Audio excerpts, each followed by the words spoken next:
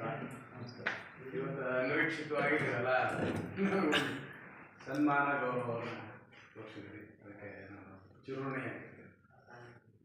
ನಾನು ಈ ರಂಭಾಪುರಿ ಕಾಲೇಜಿನ ಹಳೆ ವಿದ್ಯಾರ್ಥಿ ಭಾಳ ಹೆಮ್ಮೆ ಆಗ್ತದೆ.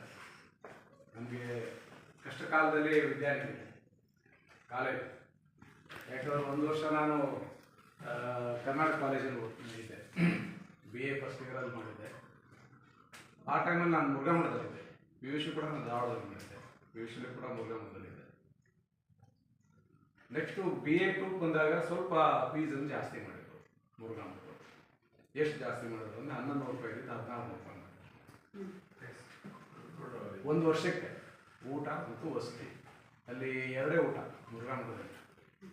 ಯಾರಿಗೆ 7 ಗಂಟೆಯಿಂದ ಕಾಲೇಜ್ ಇರ್ತದೆ ಅವ್ರಿಗೆ 1 ಗಂಟೆಗೆ ಊಟ ಮಧ್ಯಾಹ್ನ, ನಂತರ ರಾತ್ರಿ 8 ಗಂಟೆ ಊಟ. ಯಾರಿಗೆ 10 ಗಂಟೆ ನಂತರ ಕಾಲೇಜ್ ಇರ್ತದೆ ಅವ್ರಿಗೆ ಬೆಳಿಗ್ಗೆ 8ಕ್ಕೆ ಊಟ. ಬೆಳಿಗ್ಗೆ 8ಕ್ಕೆ ಊಟ ಮಾಡಿದ್ರೆ ನೆಕ್ಸ್ಟು ರಾತ್ರಿ 8ಕ್ಕೆ ಊಟ.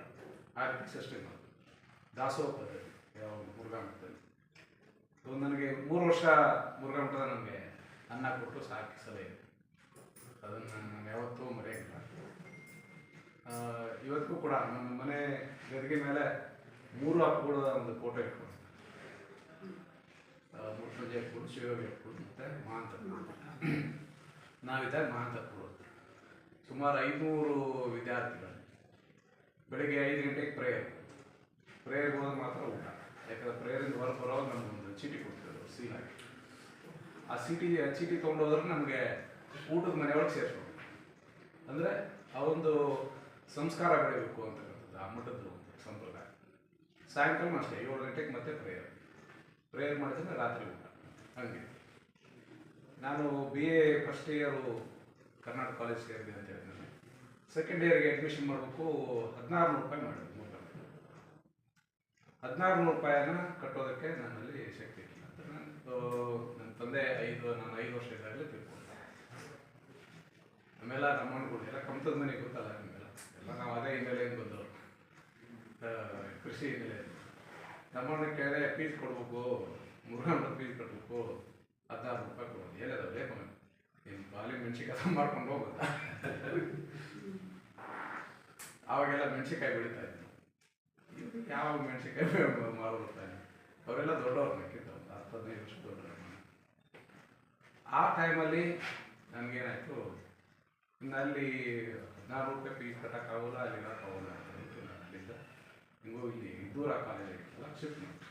ಸೊ 2 ವರ್ಷ ನನಗೆ ಈ ವಿದ್ಯಾಸಂಸ್ಥೆ ನನಗೆ ವಿದ್ಯೆ ದಾರಿ ಇದೆ. ಆವಾಗ ಸ್ವಂತ ಬಿಲ್ಡಿಂಗ್ ಇರಲಿಲ್ಲ. ಮೊಮ್ಲೆ ದೇಸಾಯಿ ಸ್ಕೂಲಲ್ಲಿ ಕ್ಲಾಸ್ ನಡೀತಾ ಇತ್ತು. ಅವರಿಗೆ 10 ಗಂಟೆಗೆ ಕ್ಲಾಸ್ ಬಿಟ್ಕೊಡ್ಬೇಕಿತ್ತು. ಅದಕ್ಕೆ 7 ಗಂಟೆಗೆ ಕ್ಲಾಸಸ್.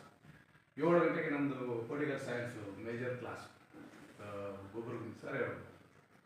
ಬೆಳಗ್ಗೆ 7 ಗಂಟೆಗೆ ಹೋಗಿ ಕೆಳಗೆ ನಿಲ್ತಿದ್ವಿ.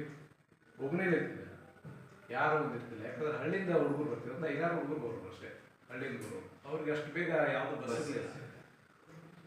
ಬಂದು ಕೇಳೋರಿ, ಯಾರು ಬಂದಿಲ್ಲರಿ, ಯಾರು ಸರ್ ಒಬ್ಬನೇ ಕೂತ್ಕೊಂಡು ಕ್ಲಾಸ್ ಮಾಡ್ತೀವಿ. ಒಮ್ಮೆ ಏನಾದ್ರು ಚಾ ಕೊಡ್ಬೋದು ಅಂತ ಕೇಳಕ್ಕೆ ಕರ್ಕೊಂಡು ಹೋಗ್ಬೋದು. ಇಲ್ಲಿ ಒಂದು ಅನ್ನಪೂರ್ಣ ಹೋಟ್ಲ್ ಇರ್ತದೆ ಕೆಲವರಿಗೆ, IB ಎದುರು ಮಾತಾಡ್ಕೊ ಹೋಗೋದು, ಅಲ್ಲಿ ಚಾ ಕುಡಿದು ಮತ್ತೆ ವಾಪಸ್ ಮನೆ ಬರ್ತೀವಿ. ಈ ರೀತಿ ಆಯಿತು. ಆದ್ರೆ ನಾನು ಮಂಜಣ್ಣ ಹೇಳ್ದಂಗೆ ಏನು ಪ್ರತಿಭಾವಂತ ವಿದ್ಯಾರ್ಥಿ ನಾನು. ಎಲ್ಲಿವರೆಗೆ PUC ವರೆಗೆ ಸಾಧಾರಣ ವಿದ್ಯಾರ್ಥಿ, SBI last bench student, LBS ಅಂತ ಹೈಸ್ಕೂಲ್ವರೆಗೂ. ಯಾವಾಗ ನಾನು ಮುರುಘಾಮಠಕ್ಕೆ ಹೋದೆ PUCಗೆ, ಅಲ್ಲಿ ಆ ವಾತಾವರಣ ನನಗೆ ಓದಬೇಕು ಅಂತ. ಅಲ್ಲಿರ್ತಕ್ಕಂಥ ವಿದ್ಯಾರ್ಥಿಗಳು ಭಾಳಷ್ಟು ಪ್ರತಿಭಾವಂತ ವಿದ್ಯಾರ್ಥಿಗಳಿದ್ದಾರೆ ಕಾಲೇಜ್ ಮುರುಘಾಮಠದಲ್ಲಿ. ಅವರೆಲ್ಲ ರಾತ್ರಿ ಎಲ್ಲ ಕೂತ್ಕೊಂಡು ಸತತವಾಗಿ. ಅದರಲ್ಲಿ ಆ ರೂಮ್ ಸಿಸ್ಟಮ್ ಆಗಿತ್ತು ಅಂದರೆ ಒಟ್ಟು 120 ರೂಮ್ ಇದೆ ಮುರುಘಾಮಠ. ನೀವು ನೋಡಿದ್ರೆ ರಾತ್ರಿ 11 ಗಂಟೆ ಕರೆಂಟ್ ತೆಗಿತಾರೆ ಅಲ್ಲಿ ರೂಮ್ ಮಾತ್ರ. ಅಲ್ಲಿ 2 ಗದಿಗೆ, ಒಂದು ಶಿವಯೋಗ ಕುಡಿದು ಇನ್ನೊಂದು ಮೃತ್ಯುಂಜಯ ಗದಿಗೆ. 11 ಗಂಟೆ ನಂತರ ಅಲ್ಲಿ ಆ ಗದಿಗೆಯಲ್ಲಿ ಕೂತ್ಕೊಂಡು ಏನೋ ಓದ್ತಾ ಇತ್ತು ಭಾಳಷ್ಟು. ಯಾಕಂದ್ರೆ 11 ಗಂಟೆಗೆ ರೂಮ್ ಕರೆಂಟ್ ತೆಗೆದುಬಿಡು ಅಲ್ಲಿ ಬಂದು ಕೂತ್ಕೊಂಡು ಓದೋರು. ಅದನ್ನು ನೋಡ್ತಾ ನನಗೂ ಅದೊಂದು ಅಭ್ಯಾಸ ಆಯಿತು. ಮತ್ತು ಮನೆಯಲ್ಲಿ ಅದೇ ಥರ. ಇನ್ನು ನಾನು ಶಾಲೆ ಬಿಟ್ಟರೆ, ಕಾಲೇಜ್ ಬಿಟ್ಟರೆ ಇನ್ಕಮ್ ಹೋಗ್ಸಿಲ್ಲ. ಅದಾಗಿ ನಾನು ಬೇಕಾಷ್ಟು ಅನುಭವಿಸಿದ್ನು. ಪ್ರೈಮರಿ ಸಣ್ಣ ಇದ್ದಾಗಲೇ ಎಲೆ ಕುಂಟಿ ಕರ್ಕೊಂಡು ಹೋಗೋರು, ಆಮೇಲೆ ಜೋಳ ತೂರಕ್ಕೆ ಹೋಗೋರು. ಆ ಜೋಳ ತೂರೋದಂತೂ ನಿಮ್ಗೆ ಅವಾಗೆಲ್ಲ ಹೈಬ್ರಿಡ್ ಜೋಳ ಬೆಳಿತಿದ್ವಿ ನಾವೆಲ್ಲ. ಅದು ಜೋಳ ತೂರಿದವ್ರಿಗೆ ಅದ್ರ ಅನುಭವ ಇರ್ತದೆ. ಮೈ ತುಂಬ ಸುಂಕ ಅದು ಯಾವಾಗ ಈ ಅಕ್ಟೋಬರ್ ನವಂಬರ್ ಟೈಮಲ್ಲಿ ಜೋಳ ಬರೋದು. ಅದು ಆ ಟೈಮಲ್ಲಿ ರೂಲ್ ಹೊಡಿತಾ ಇದ್ವಿ. ಈಗಿನ ಥರ ಮಷಿನ್ ಇರಲಿಲ್ಲ. ಅವೆಲ್ಲ ಅಲ್ಲಿ ಅಡಿಸಿ ಒಳಗೆ ಕರ ಮಾಡ್ತಿದ್ವಿ, ಅಂತಿ ಕಟ್ಟು.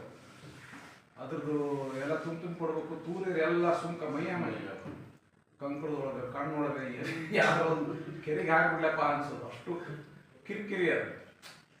ಕಂತನ ಹಂಗಿತ್ತು ಅವಾಗ. ಈಗೆಲ್ಲ ಭಾಳಷ್ಟು ಮಷಿನ್ ಬಂದದ್ದು. ಮಷಿನ್ ಮೇಲೆಲ್ಲ ಕೆಲಸ ನಡೀತಾ ಇದೆ. ಇನ್ನು ನಾನು ಸಾಲಿ ಬಿಟ್ಟರೆ ಸೀರೆ ನನ್ನ ಕಂತ ಕಳಿಸ್ತಾರ, ದನ ಕಾಯಿ ಕಳಿಸ್ತಾರ. ನಮ್ಮ ಮನೆ ದನನೂ ಭಾಳ ಇದ್ವು ಆ ಟೈಮಲ್ಲಿ. 30-35 ಜನ. PUC ನಾನು ಯಾವಾಗ ರಜೆಗೆ ಬಂದರೆ ನಮ್ಮನ್ನು ಹೊಡೆದು ದನ ಕಾಯಿ ಕಳಿಸ್ತಿದ್ದ. ಇಲ್ಲೆಲ್ಲ ದನ ಮಿಸಿದ್ವಿ. ಹೀಗಾಗಿ ಆ ಕಡೆ ಹೀಗೆಲ್ಲ ಇದು ಸ್ವಲ್ಪ ಕಾಡು ಇರ್ತಿತ್ತು. ಇಲ್ಲ, ಇದು ಒಂದು ಕೂಡ ನನಗೆ ಬಹುಶಃ ಕಾರಣ. ನಾನು ಓದ್ತಾ ಇದ್ದರೆ ಬಹುಶಃ ನನ್ನ ಮುಂದಿನ ಜೀವನ ಕಷ್ಟ ಆಗ್ತದೆ. ಆವಾಗ PUC ಸೆಕೆಂಡ್ PUC ನಾನು ಒಂದು ಸ್ವಲ್ಪ ಸೀರಿಯಸ್ ಆಗಿ ಓದೋದಕ್ಕೆ ಸ್ಟಾರ್ಟ್ ಮಾಡಿದೆ. ಅದು ಹಾಗೆ ಕಂಟಿನ್ಯೂ ಆಯಿತು. ಇಲ್ಲಿವರೆಗೆ ಡಿಗ್ರಿ ಮತ್ತು PGವರೆಗೂ ಕೂಡ ಹಾಗೆ ಆಯಿತು. PGನಲ್ಲೂ ನಾನು ನನ್ನ ಡಿಪಾರ್ಟ್ಮೆಂಟಲ್ಲಿ 3rd ರ್ಯಾಂಕ್ ನಾನು PGನಲ್ಲಿ. ಆ ಟೈಮಲ್ಲಿ ಡಿಗ್ರಿನಲ್ಲೂ ಕೂಡ ನಾನು ಆ ಬ್ಯಾಚಲ್ಲಿ ಫಸ್ಟು. ಆನಂತರ ಇವು ಕಾಂಪಿಟೇಟಿವ್ ಎಕ್ಸಾಮ್ ಕರೆದು ಎಕ್ಸಾಮ್ನಲ್ಲಿ ಯಾವುದು ಟ್ಯೂಷನ್ ಗೀಷನ್ ಏನು ಹೋಗಿಲ್ಲ. ಎಕ್ಸಾಮ್ ಬರಿಬೇಕಾದ್ರೆ ಸಬ್ಮಿಷನ್ ಬರಿಬೇಕಾದ್ರೆ ಸುಮ್ಮನೆ ನೇರ ಹೋಗೋದೆ. ಅದು ಜಸ್ಟ್ ನಂದು MA ಮುಗಿದಿತ್ತು. ಮುಗಿದ ತಕ್ಷಣ ಕರೆದಿದ್ರು. ಅದೇ ಕರ್ನಾಟಕ ಕಾಲೇಜಲ್ಲೇ ನಮಗೆ ರಿಟರ್ನ್ ಟೆಸ್ಟ್ ಇತ್ತು.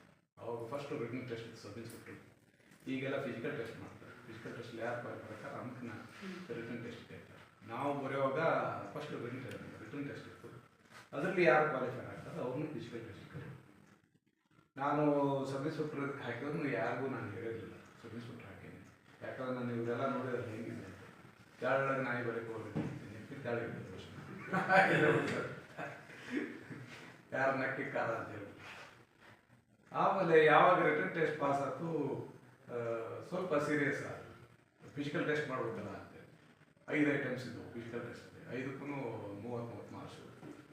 ಸೊ ಅವಾಗ ನಾನು ಅಲ್ಲಿ ಈ ನಮ್ಮದು APMC ಬಂದು ಬೆಳಗ್ಗೆ ಒಂದು ಸೈಕಲ್ ತುಂಬ ಒಂದು ಮನೆಯಿಂದ ಬಂದು ಅಲ್ಲಿ ರನ್ನಿಂಗು ಅಲ್ಲಿ ಸ್ವಲ್ಪ ಪ್ರಾಕ್ಟೀಸ್ ಮಾಡ್ತಿದ್ದೆ. ನೆಕ್ಸ್ಟ್ ನಮ್ಮ ಹೈಸ್ಕೂಲಲ್ಲಿ ಸ್ವಲ್ಪ ಲಾಂಗ್ ಜಂಪು ಅದೆಲ್ಲ ಪ್ರಾಕ್ಟೀಸ್ ಮಾಡ್ತಿದ್ದೆ. ಹೀಗೆ ಆಗಿ ಕೊನೆಗೆ ಸೆಲೆಕ್ಷನ್ ಆಯಿತು, ಟ್ರೈನಿಂಗ್ ಆಯಿತು. ಈ ಥರ ಜೀವನ ಹೊರಟು. ಸೊ ನೀವೆಲ್ಲ ಏನು ಹೊಗಳಿಗೆ ಮಾತು ಹೇಳಿದ್ರಿ, ಅದಕ್ಕೆ ನಾನು ಎಷ್ಟು ನನಗೆ ಗೊತ್ತಿಲ್ಲ. ಅದು ನನ್ನ ಬಗ್ಗೆ ಭಾಳಷ್ಟು ಅಭಿಮಾನ ಇಟ್ಕೊಂಡು ಇಲ್ಲಿವರೆಗೂ ನನ್ನ ಸನ್ಮಾನ